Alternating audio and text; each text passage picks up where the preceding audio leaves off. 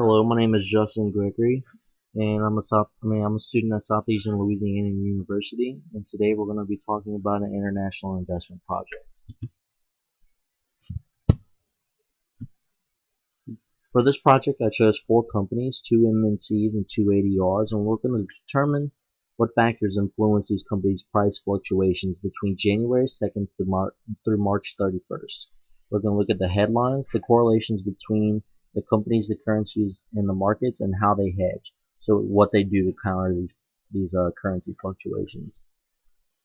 The companies I chose are Electronic Arts, Motorola Solutions, Nidec Corporation, and WPP PLC. The currencies they are most exposed to is the euro, Japanese yen, the British pound, and the Chinese yuan, and the Taiwan dollar. Um, this slide just shows the monthly returns for each company and the markets. Electronic Arts had a 17.05% increase in their stock price in January. We did not really see much action until the very end, where they had a 12% increase around the end of January. And we're seeing this because the new generation console games are being released and increased revenue relevant to the year before. So in February there was a 4.23% increase, and the stock remained stable with little price fluctuation. But investors still were optimistic. They expect new generation big game releases in the new term and expect tension on margins due to increased competition. In March, there was a 2.86% increase. Electronic Arts introduced more popular games such as Battlefield Hardline and Sims 4, which are big name brands. And the speculation of these releases overall boosted the stock over 25.5%. For Motorola Solutions, in January there was a 6.16% decrease, and the decline was possibly due to poor performance in previous months. In February there was an 8.86% increase. In quarter 4 2014 results were released on February 4th, which surpassed estimates of earnings and revenue, mainly because they cut $200 million in expenses. They're also exploring a possible sale of Motorola Solutions, but which drove the stock up. But in March there was a 1.87% decrease, and part of that was because they were not able to find a buyer. Also, analysts downgraded them from market performance to market underperform from expected revenue declines. Overall, they had a 0.241% increase in stock over the 3 months. For Nidec, over the course of this project, they weren't that many headlines to look at. In January, they had a 4.68% increase in stock price. They announced the status of their company's share repurchase under their repurchase plan, but since they had an upward trend, they didn't repurchase any shares.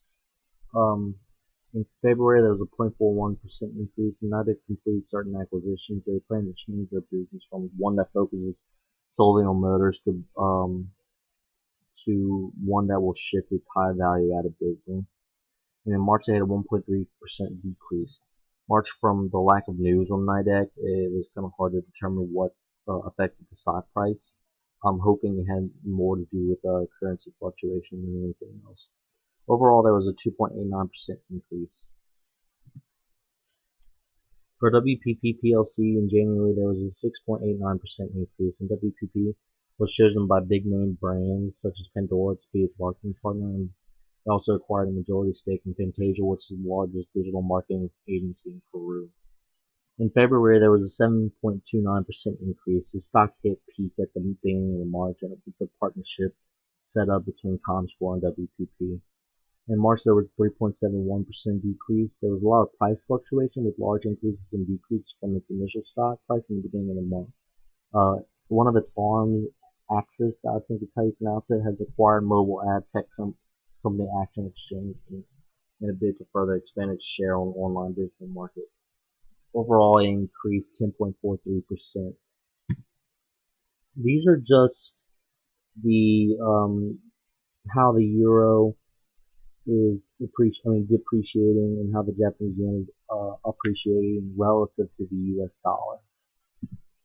The British pound relative to the US dollar is depreciating. The Chinese yuan is appreciating, and Taiwan dollar is appreciating relative to the US dollar. These are the correlations between the companies and the markets amongst themselves. Every one of them have a positive correlation, even though some of them are red. That's just to signify how strong they are compared to the others. MSI and WPP have a strong correlation with their stock price and the S&P, and WPP also has a high correlation with the UK index, and which is not surprising because WPP is a London-based company, and this might signify what kind of currencies they primarily deal with, whether it be the US dollar or British pound or the yen. In this slide, it shows the correlation between the currencies and the companies. Nothing was too strong, but they are all positive. The British pound and WPP was the highest with 0.41 correlation. I mean, again, it's not very surprising since WPP is a London-based company. When we get into the middle graph in the middle, those are the currencies that these companies on the side is the currencies that these companies are primarily dealing with, and it's telling what percent of these costs are denominated in the specific currency. So the top one is cost, and the bottom one is revenue. For instance, for revenue, EA 46.64% of its revenue is denominated in US dollars, and so on and so forth.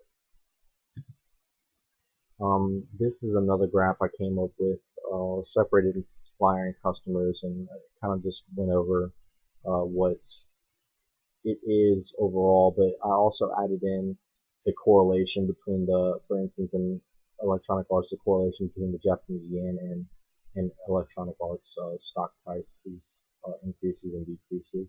And I also wanted to let you know whether it is appreciating or depreciating, if that specific currency is appreciating or depreciating, and whether or not it is a good thing or a bad thing that it is depreciating or appreciating.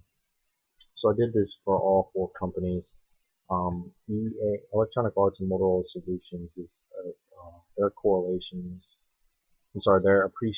I'm telling you whether it is appreciating or depreciating relative to the US dollar, whereas the NIDAC is relative to the Japanese yen and WPP is relative to the British pound, since those are their home currencies.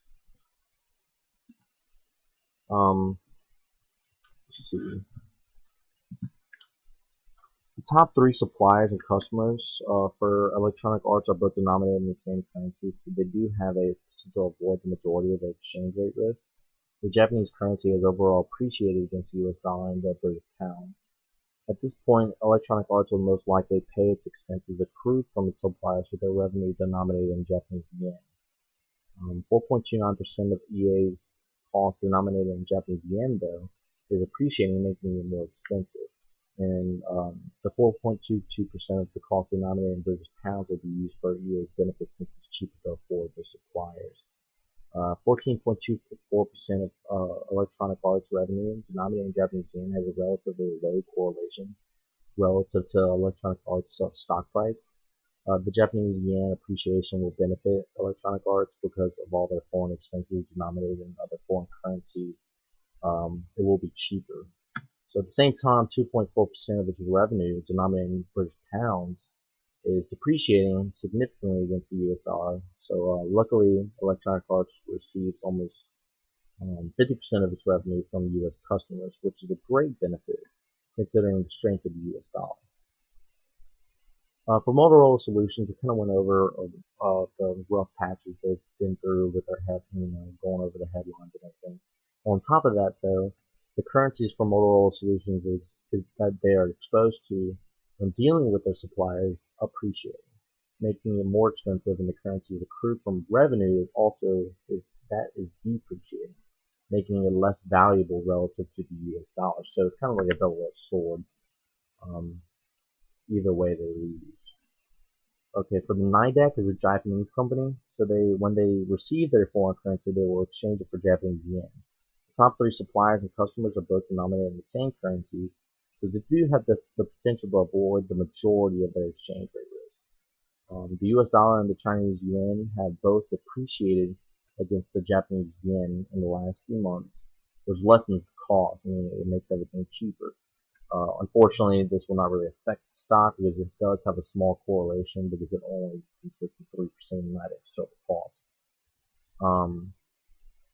NYDEX receives almost 65% of its revenue denominated in US dollar and Chinese yuan. We want those currencies to be strong so they hold more value relative to the currencies they are exposed to when they're with their suppliers. Fortunately, it seems that the value of those currencies will still have a low but positive correlation relative to the NYDEX stock price. So NYDEX isn't at a total disadvantage.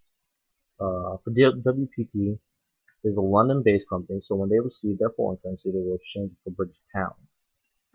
They have a low but positive correlation with their European currency, specifically the British pound and euro, obviously. They have a very low percent of their costs denominated in foreign currencies. The US dollar, the Taiwan dollar, and Chinese yuan are all appreciating against the pound, which is not good because this makes their costs a little bit more expensive. The only significant currency where they can avoid exchange rate is if they pay their costs denominated in US dollars with the revenue they accrue in US dollars. WPP received 14.91% of its revenue denominated in US dollars. It's been appreciating against the British pound for a few months, and it's very beneficial because of the degree of British pound depreciation. It's so relative to the US dollar. But they also receive around 12% of the currency denominated in euro, which has been depreciating relative to the pound, which is a significant disadvantage considering the amount they receive in euros. Now I'm going to talk about the hedging that these companies specifically do and whether it looks like they have hedged or haven't hedged.